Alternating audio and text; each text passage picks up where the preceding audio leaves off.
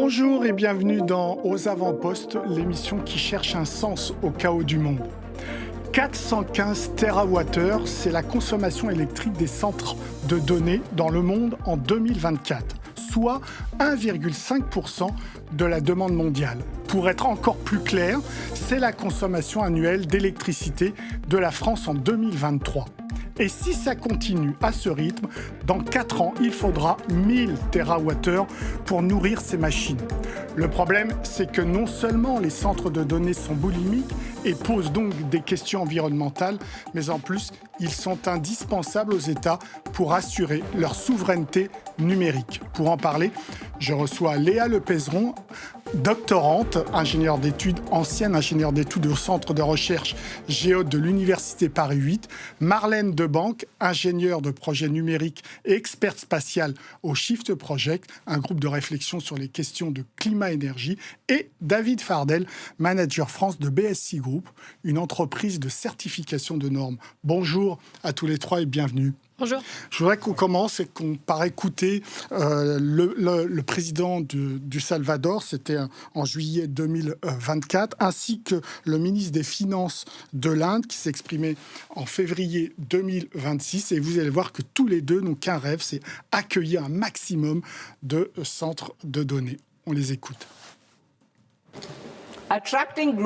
Afin d'attirer les entreprises et les investissements internationaux et consciente de la nécessité de mettre en place des infrastructures essentielles et de stimuler les investissements dans les centres de données, je propose d'accorder jusqu'en 2047 un congé fiscal à toute entreprise étrangère qui fournit des services cloud à des clients internationaux en utilisant les services de centres de données indiens. Il s'agit de construire l'infrastructure technologique nécessaire pour que d'autres entreprises viennent s'installer ici. Ce parc en est la preuve. C'est un parc technologique pour que les entreprises technologiques viennent s'installer ici et travaillent en synergie. Léa Lepézeron, donc, c'est quoi un centre de données exactement ? Qu'est-ce qu'on y fait pour que tous ces pays veuillent en accueillir ? Alors les centres de données, on les retrouve dans tout ce qu'on fait sur Internet. Quand on regarde un film, quand on fait une requête sur l'intelligence artificielle, pour rechercher du travail sur LinkedIn, on a besoin des centres de données. Mais je pense qu'il est important de rappeler que c'est avant tout un emplacement physique, un centre de données, qui regroupe en un même lieu des serveurs de calcul, de stockage, de logiciels, et aussi tout ce qui permet le bon fonctionnement d'un data center, donc des systèmes de refroidissement, des systèmes électriques, etc. Donc c'est avant tout ça un data center, un espace physique et une infrastructure critique. Donc quand on nous parle du cloud dans les nuages, c'est très terre-à-terre comme nuage. En fait, voilà, c'est pas des nuages, c'est vraiment... Et pourquoi ça consomme autant, Marlène Debanque ? Alors, il y a plusieurs choses. La première, vous l'avez dit, c'est la consommation électrique des serveurs en eux-mêmes. Après, c'est aussi le refroidissement de ces machines-là.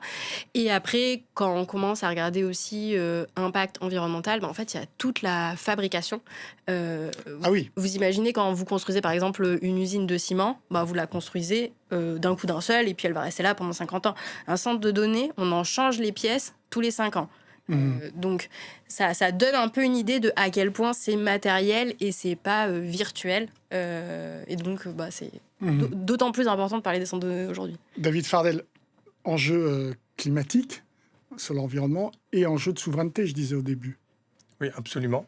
Puisque si on regarde aujourd'hui la situation des data centers, la moitié sont situés aux États-Unis.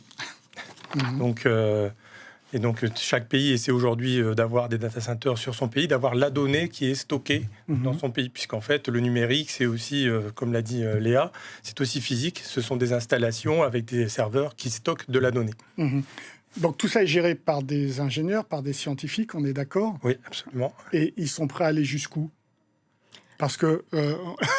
Jusqu'à l'infini et au-delà, vous le disiez sur votre premier chiffre, souvent on se concentre un peu sur le chiffre à l'instant T. Mais en fait, il faut regarder la tendance et la lame de fond. La filière centre de données, en termes de consommation d'énergie. C'est non seulement une filière qui est en croissance, mais c'est cette croissance qui est en croissance. Donc en fait, là, il y a 5-10 ans, c'était à peu près plus 7% par an en termes de consommation énergétique. Là, sur les 5 dernières années, c'est plus 13%. Aux États-Unis, on atteint les 14-20%. Donc c'est vraiment une accélération qui est hyper forte. Et du coup, à la question jusqu'où s'arrêteront-ils, je ne sais répondre. Alors, il y en a un qui répond à cette question. Il s'appelle Benjamin Lee. Il est professeur à l'université de Pennsylvanie. C'est un ingénieur. Et il s'adressait le 16 janvier 2025 où il disait au contraire, lui, il fallait tout faire pour n'avoir aucune limite dans ces centres de données. On l'écoute. Je pense que nous devons repousser les limites. Nous devons être à la pointe du progrès, ce qui veut dire fournir la quantité d'énergie nécessaire à ces centres de données de 100 MW ou plus. Je pense donc que nous devons être en mesure de construire ces centres de données et de les alimenter en énergie. À court terme, cela pourrait se traduire par la poursuite des investissements dans l'éolien et le solaire. Cela pourrait également impliquer la remise à neuf de centrales électriques existantes qui auraient pu être mises hors service. Idéalement, il s'agirait de centrales nucléaires et non de centrales à charbon ou d'autres formes d'énergie plus polluantes. Et pour être honnête, le gaz naturel pourrait avoir un rôle à jouer ici, car les États-Unis en disposent en abondance. Léa Peyzeron, c'est raisonnable ou pas ce qu'il dit ? Peut-être que le premier point à souligner, c'est que ça a déjà commencé. C'est-à-dire que là, il part de la Pennsylvanie. Il y a Microsoft qui a annoncé, dans cette stratégie de se fournir massivement en énergie auprès des centrales nucléaires, s'appuyer sur la centrale nucléaire de 3 Mile Island. Où il y avait eu un accident, un triste accident. Donc, c'est déjà existant, en fait. Ouais. Et là, Marlène Debanque, vous pensez que le fait qu'il n'y ait pas de limite, c'est crédible ou pas aussi ? Et c'est surtout là, sur le passage qu'on vient de voir, non seulement c'est pas raisonnable, mais c'est catastrophique comme intervention. Pourquoi ? Parce qu'on a une personne qui est là qui nous dit, idéalement, donc, développer des panneaux solaires, de l'éolien, du nucléaire. Ça, c'est des sources d'énergie qui sont bas carbone. Après, il nous dit, malheureusement, ce qui serait pas terrible, c'est d'utiliser du charbon. Et effectivement, le charbon, ça a un impact climatique 20 fois plus élevé que l'éolien, le solaire et le nucléaire. Mais après, il nous dit c'est bon, aux États-Unis, on pourrait utiliser du gaz naturel. Mais le gaz naturel, c'est 10 fois pire que l'éolien, le solaire et le bas carbone. Donc, faire passer le gaz naturel pour quelque chose de raisonnable, ça va pas du tout. Et d'ailleurs, c'est ça qui met la filière centre de données aujourd'hui sur une perspective insoutenable d'un point de vue climatique. Quand on regarde un petit peu les émissions de gaz à effet de serre aujourd'hui et dans l'avenir, on sait qu'avec...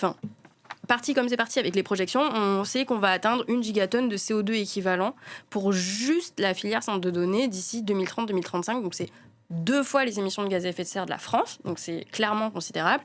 Et surtout, quand on se demande, mais est-ce que c'est soutenable ? Est-ce qu'on peut se le permettre ? Il faut quand même se rappeler que dans un monde net zéro qu'on souhaite atteindre d'ici la fin du siècle, des gigatonnes à disposition, on en aura 6 ou 7 que nos forêts pourront absorber. Donc là, on a quelqu'un qui nous dit, c'est bon, construisons 1 gigatonne de centres de données, faisons et ça. C'est un scientifique, hein. Voilà, c'est un scientifique, c'est bon, on a du gaz... On a du gaz naturel, et quand on construit un centre de données, on n'imagine pas le démanteler demain. C'est un centre de données, ça a une durée de vie de 25-30 ans. Donc, c'est des paris qui sont faits aujourd'hui, qui sont hyper structurants d'un point de vue énergétique et donc climatique. Donc, David non Fardel. seulement c'est pas raisonnable, mais c'est un enfer, cet extrait. David Fardel, le marché peut suivre à 1000 TWh dans 4 ans. Hein. Oui, c'est possible. C'est possible. Ah ouais. En infrastructure, il est capable de suivre. En infrastructure, ça va demander beaucoup d'investissements, mais il y a une vraie volonté, si on regarde les États-Unis, de vouloir investir massivement dans les data centers. Ouais. La Chine également. Ils ont un plan de doubler leur parc d'ici 5 ans. Donc, ils vont mettre les moyens pour y arriver. Bien sûr, ça pose les questions énergétiques et de raccordement sur les réseaux. Sur les réseaux électriques, mais il y a une vraie volonté. Que là, moi, le chiffre que j'ai, David Fardel, vous me dites si je me trompe, mais le marché actuel, c'est 527 milliards de dollars en 2024. Donc, le marché peut doubler en 2030 Le marché, je pense, va doubler d'ici... Va doubler, Je pense qu'il va doubler d'ici 2030 et il va être boosté par aussi les investissements qu'il y a dans l'intelligence artificielle. Pas de bulle là-dessus à l'horizon, parce qu'on a parlé d'une bulle sur l'intelligence artificielle, il pourrait tout à fait rebondir sur les marchés, sur les centres de données. C'est peut-être possible, et c'est vrai que quand on parle d'intelligence artificielle, on est dans un monde qui progresse extrêmement vite et qu'on maîtrise assez peu, finalement. Parce que Léa Pesson, c'est bien l'IA qui fait qu'on va consommer de plus en plus, d'où la nécessité, entre guillemets, des centres de données. Oui, exactement. On a eu vraiment une explosion comme ça dans le volume de données produites, d'abord par le contenu, ensuite par les besoins en cloud, notamment des entreprises, et ensuite par l'intelligence artificielle. J'ai un chiffre qui peut être un peu parlant, marrant. On estimait qu'il y avait une trentaine de zétaoctets, donc le volume de données par an en 2018, c'est 170 zétaoctets en 2025. Comme ça parle pas trop, mais j'ai cherché une équivalence, c'est l'équivalent de 58 000 milliards de films. Donc ça veut juste rien dire, mais ça montre cette explosion comme ça, cette croissance, et on est sur une courbe qui augmente très rapidement, oui. Et ce qui est terrible, c'est que ça parle pas du tout, parce que comme c'est des usages qui n'existent pas aujourd'hui, en fait, c'est hyper difficile de concevoir pour un peu n'importe qui, de se dire, en fait, on va construire autant de centres de données, mais... entre guillemets, on ne sait pas encore pourquoi. Donc voilà, c'est le cas de tous les marchés qui sont en train de s'ouvrir comme ça, proposer de nouvelles offres de services. Mais ça interroge aussi la perception de un peu n'importe qui sur cette thématique mais en fait, je ne sais pas du tout à quoi ça va me servir. Alors moi, j'ai un chiffre, David Fardel, c'est un centre de données d'1 mégawattheure consommerait 25 millions de litres d'eau par an. C'est exact, oui. Donc c'est une moyenne, ça dépend des systèmes de refroidissement, mais il faut savoir qu'un centre de données consomme énormément d'eau pour refroidir ces serveurs qui sont très sollicités et qui fonctionnent 7 jours sur 7, 24 heures sur 24. Donc c'est un vrai enjeu écologique, la consommation d'eau pour les data centers, et on a des régions du monde qui sont aujourd'hui en situation de stress hydrique par rapport à l'implantation de ces data centers. Et là, justement, je voudrais qu'on voit un tableau, parce que vous avez publié un tableau sur l'indice d'insécurité hydrique dû au centre de données. Donc, vous avez mesuré quelle était l'insécurité hydrique d'un certain nombre de pays, de 9 pays. Et on va voir ce tableau. Le pays le plus insécure d'un point de vue hydrique, ce sont les États-Unis. Oui, absolument. Donc, c'est ce que révèle l'étude. C'est une étude qui a été montée, qui a été approfondie. Donc, pour 2 mots sur l'indicateur qui a été utilisé, c'est un indicateur qui englobe toute une série de paramètres, à la fois les ressources disponibles en eau, le prix de l'eau, la consommation bien sûr locale, les infrastructures, l'accessibilité, mais également la gouvernance, c'est-à-dire la politique de gestion de l'eau. Comment se répartit l'eau. Voilà, la réglementation en cours. Et on a aussi une composante risque climatique qui tient en compte aussi du réchauffement climatique qui est très préoccupant aujourd'hui. Et donc, dans ce tableau, effectivement, on voit que les États-Unis ont un indice très élevé, donc qui signifie que les ressources en eau sont en situation de stress. Et on voit l'Inde aussi, qui pourtant peut accueillir des centres de données. Oui, absolument. Donc il faudra qu'ils anticipent l'arrivée des centres de données d'un point de vue gestion des ressources en eau. Marlène Debanque, on voit dans ce tableau que la France a un chiffre plutôt bas, donc ne serait pas dans une situation d'insécurité hydrique. Est-ce que ça veut dire que la France va pouvoir accueillir de plus en plus de centres de données? Est-ce que c'est son intérêt? Alors non, et en tout cas, ce qu'on encourage à faire en France, c'est surtout pas avoir une démarche globalisée à l'échelle du pays et se dire c'est bon, on a ce chiffre-là, il est probablement bon parce que justement on va avoir des réglementations qui nous protègent, mais on encourage plutôt chaque collectivité, chaque mairie, en fait, ça se joue à l'échelle d'un bassin versant. Le sujet de l'eau, ça se joue pas à l'échelle d'un pays. Si on met un centre de données à Marseille, qu'il n'y a pas d'eau à Marseille, c'est pas parce qu'on a de l'eau à Paris et que ça fait une jolie moyenne que ça va bien se passer. Donc en fait, on encourage vraiment d'avoir cette réflexion à l'échelle locale, et il faut qu'il y ait vraiment une adéquation entre l'eau qu'il y a dans la région, non seulement maintenant, mais pendant les 30 prochaines années à cause du changement climatique, Et l'adéquation avec le centre de données, vous le disiez, hein, les technologies de refroidissement, elles sont différentes. Il y a des choses qui sont plus ou moins énergivores. Des fois, l'eau, elle est prélevée, des fois, l'eau, elle est consommée, des fois, elle est potable, des fois, elle n'est pas potable. Donc, il faut vraiment qu'il y ait l'adéquation entre les deux. Et moi, je me méfie aussi des fois des chiffres qu'on peut entendre dans le débat public, tel data center, c'est juste X piscines olympiques. En fait, aujourd'hui, on a des data centers en France qui sont de l'ordre de 1, 2, 3 mégawatts et on projette d'en construire qui sont de l'ordre du gigawatt. Et donc, en fait, quand on regarde, effectivement, un truc qui fait X piscines olympiques d'1 mégawatt, mais qu'on veut construire un gigawatt, c'est X fois 1000 piscines olympiques. Donc, voilà, il faut avoir un peu toutes ces choses en tête pour aborder le sujet de l'eau. Alors, il y a d'autres idées qu'utiliser l'eau. Alors, les Chinois pensent mettre des centres de données dans la mer. Les Américains de la tech californienne, eux, ils veulent mettre des centres de données dans l'espace. Et on a d'autres exemples. Par exemple, les Italiens ont décidé de mettre des centres de données dans la montagne, dans des anciennes mines. On va écouter Roberto Leroux, qui est directeur technique de DEDA Group, qui est un fournisseur de services numériques. Et comme je vous l'ai dit, ils ont trouvé dans la mine de Tassulo, en Italie, le moyen de mettre des centres de données. On l'écoute. Il y a déjà plusieurs années, nous avions l'intention d'exploiter ces espaces aux caractéristiques uniques, parfaitement adaptés à l'installation d'une salle de données. Nous avons décidé de concrétiser ce projet car il allie sécurité physique et faible impact environnemental et énergétique. Nous sommes ravis que ce centre de données trouve sa place aux côtés d'autres initiatives, le stockage de pommes, de vin, de fromage. Et nous envisageons d'autres projets car nous misons sur les synergies. Ceux qui ont besoin de chaleur peuvent utiliser celles que nous produisons. Marlène Debanque, ce projet, il est clair. C'est vrai qu'il y a plusieurs fonctions. On y met en effet des pommes, on y stocke d'autres éléments. C'est crédible aussi d'un point de vue environnemental de mettre ça dans une mine ou pas ? Alors, d'un point de vue environnemental, je ne sais pas. Mais d'un point de vue spatial, je sais, parce que je me suis pas mal intéressée à la question. Il y a une étude qui a été mandatée par des industriels et des agences spatiales françaises et européennes pour justement un peu évaluer l'idée de mettre des data centers en orbite, parce qu'il y a souvent l'argument de c'est bon, ça va se refroidir facile. Et du coup, cette étude, elle arrive à la conclusion que d'un point de vue carbone, ça ne pourrait avoir du sens que dans un monde où on sait faire des lanceurs 10 fois moins polluants. Et en fait, ce 10 fois moins, c'est un peu un chiffre minorant parce qu'il y a aussi, dans le secteur spatial, comme dans le secteur d'aviation, tout un tas d'effets de forçage radiatif qui ne sont pas dans l'atmosphère.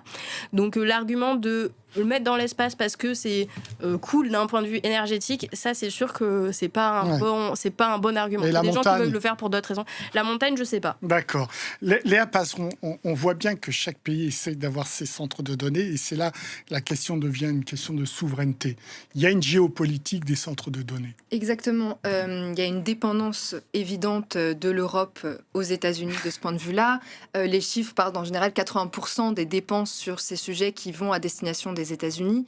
Et ça s'explique en grande partie par les stratégies des hyperscalers, donc de Google, Microsoft, Meta, etc., qui visent à contrôler comme ça, de bout en bout, l'acheminement de leurs données. Donc, c'est-à-dire qu'ils les produisent, bien sûr, ça on le sait, Netflix par exemple, mais ils les acheminent aussi avec les câbles sous-marins, qui leur sont de plus en plus propres, et leurs propres data centers. Et ça va dans cette tendance de dépendance. Qui mettent aux États-Unis ou qui mettent en Europe leurs data ? Les deux. D'accord. Et c'est des stratégies qui sont très détaillées. Leurs stratégies d'implantation de data centers sont très détaillées.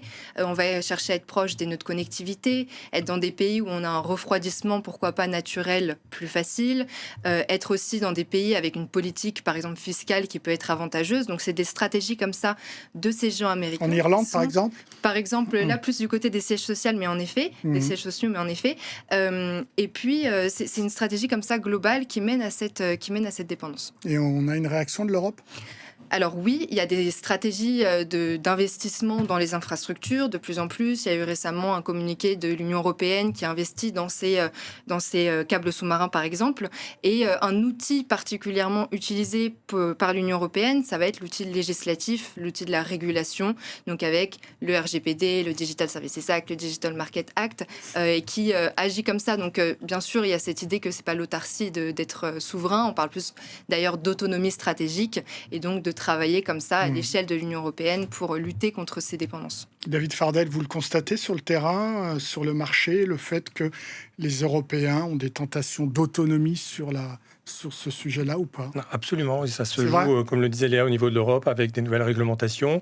Oui, mais la réglementation, c'est pas le dollar ou l'euro pour investir. Non, mais ça force, par exemple, à stocker les données sur le territoire européen. D'accord. Donc là, pour le coup, mettre les centres de données sur le territoire. Donc pour le coup, oui, effectivement, construire des centres de données en France, en Europe, pour pouvoir stocker et avoir la donnée chez nous. Mais alors, est-ce qu'il y a des financements purement européens ou est-ce qu'on oblige tout simplement Google, Meta, Amazon à mettre leur propre centre de données en Europe ? Il y a les deux. Il y a des investisseurs. Donc souvent, il y a beaucoup de joint ventures qui ont lieu actuellement, avec des investissements à la fois français et américains. Donc ce ne sont pas des projets à 100% français, mais il y a une incitation effectivement à mettre en place... Donc concrètement, il y a de l'argent à la hauteur des plus de 500 milliards de dollars d'investissement en 2024 en Europe ou pas? On ne joue pas dans la même cour ou on joue dans la même cour? Non, on ne joue pas dans la même cour. On ne joue pas dans la même cour en Europe, mais on a des ambitions de doubler le parc de data centers en France sur un objectif sur les 5 prochaines années. Donc il y a des gros projets en construction aujourd'hui. Donc c'est une réalité. Mais on va avoir beaucoup de mal à rattraper le retard des États-Unis qui a aujourd'hui plus de 50% des data centers dans le monde. Et après, ce qui est important pour l'Europe, c'est de savoir si elle a la capacité énergétique et l'envie énergétique d'aller jouer ce jeu. Elle l'a ou pas? Des data centers. Elle l'a mal pour l'instant. Parce qu'en gros, là, en Europe, on est en train de dire on pourrait rajouter 200 TWh de centres de données. Alors qu'on est précisément à un moment où en Europe, on se dit c'est pas très malin d'être dépendant du gaz russe. Et donc, on est en train d'essayer de sortir de ce gaz-là. Et donc, dans l'idée, la question, c'est avec quoi on fait ces 200 TWh de centres de données? Si on a une programmation énergétique qui est bas carbone en face et qui nous permet de faire ça avec nos ressources énergétiques, peut-être que ça a du sens. Si c'est pour rester dépendant du gaz russe ou d'aller se brancher sur le GNL américain, du coup, ça pose après d'autres questions pour l'Europe. Est-ce qu'on a envie d'être dépendant du prix des énergies fossiles? Est-ce qu'on a envie d'avoir cet impact climatique? Dans quelle dépendance géopolitique ça nous met aussi. Donc, il y a le sujet des centres de données, il est vraiment très intriqué avec le sujet de l'énergie. Léa Pezeron. Oui, peut-être, et tant qu'on en est dans la liste des difficultés, une question aussi, c'est de la législation. Et souvent, la question des données, c'est pas tant où est-ce que ça se situe, mais qui possède l'entreprise, qui possède le data center. Et donc, si c'est Google, Amazon, Meta, elles vont être soumises au droit américain, au Cloud Act, et donc à la possibilité que, dans le cadre d'une enquête, on accède aux données des Français, par exemple, même si c'est sur le territoire français. Léa Pezeron, on a beaucoup parlé de l'Europe, des États-Unis. Quid de l'Afrique? Est-ce qu'ils ont une volonté, une stratégie pour avoir leur propre centre de données? Idem au Moyen-Orient, Amérique du Sud. Enfin, est-ce que c'est qu'une question entre l'Europe et les États-Unis? Non, bien sûr, ça se situe à l'échelle internationale. Et c'est pour ça que, d'ailleurs, dans un centre comme Géode, on a des chercheurs qui sont spécialistes de chacune de ces aires géographiques, qui travaillent sur l'Afrique centrale, qui vont travailler sur l'Asie, sur la relation entre l'Inde et le Pakistan, par exemple, sur ces questions-là. Donc, non, et ça demande une analyse géopolitique précise pour ces différentes aires géographiques qui vont avoir un recours aussi différent aux géants américains, qui vont être dans des dynamiques d'ouverture ou de fermeture différentes aussi. Mais ils ne comptent pas être Internet. Dépendants ou de l'Europe ou des États-Unis? Ça dépend vraiment des territoires, en fait. Il y en a qui sont plutôt ouverts avec cette idée de oui, nous, on est dépendants, en fait. C'est merci de nous dire, on l'assume, on n'a pas les moyens de faire autrement. Il y en a qui vont avoir une politique différente, donc ça demande vraiment une analyse comme ça qui serait internationale, qui serait multiscalaire aussi. David Fardel, vous voyez des investissements au Moyen-Orient sur ces centres de données ou pas? Moyen-Orient, oui. Ouais. En Afrique, non. L'Afrique, très peu pour l'instant. Parce qu'il faut avoir les infrastructures, il faut avoir l'énergie disponible. Et c'est peut-être pas aujourd'hui la première priorité pour beaucoup de pays. Après, il y a le type d'usage aussi. Il y a le type d'usage en question. En intro, vous donnez le chiffre, il me semble, de l'IEA à 400 TWh, qui est un chiffre qui n'inclut pas les crypto-monnaies. Quand on regarde, par exemple, où sont les crypto-monnaies, quelle quantité il y en a dans le monde, déjà, ça serait 150 TWh de plus. Donc, ça fait gonfler ce chiffre. Et en plus, c'est réparti de manière aussi très hétérogène. Donc, en fait, il y a aussi des zones géographiques où, du coup, l'énergie, elle est partie dans les cryptos et pas dans des data centers qui pourraient servir pour d'autres usages. Donc, il y a vraiment la question de à quoi il sert ce centre de données qu'on va mettre quelque part, qui est aussi important. Mais avec le solaire en Afrique, on peut faire un centre de données ou pas ? Le solaire, du coup, ça a des moments où c'est allumé et des moments où c'est éteint, on va dire. Donc, il faut forcément une flexibilité, il faut forcément quelque chose en face, sauf à décider d'éteindre le centre de données pendant certaines heures, pourquoi pas. Merci à tous les trois pour vos réponses. Aux avant-postes, c'est terminé. Vous pouvez retrouver cette émission sur france24.com, sur nos réseaux sociaux et sur nos podcasts. Au revoir. Merci.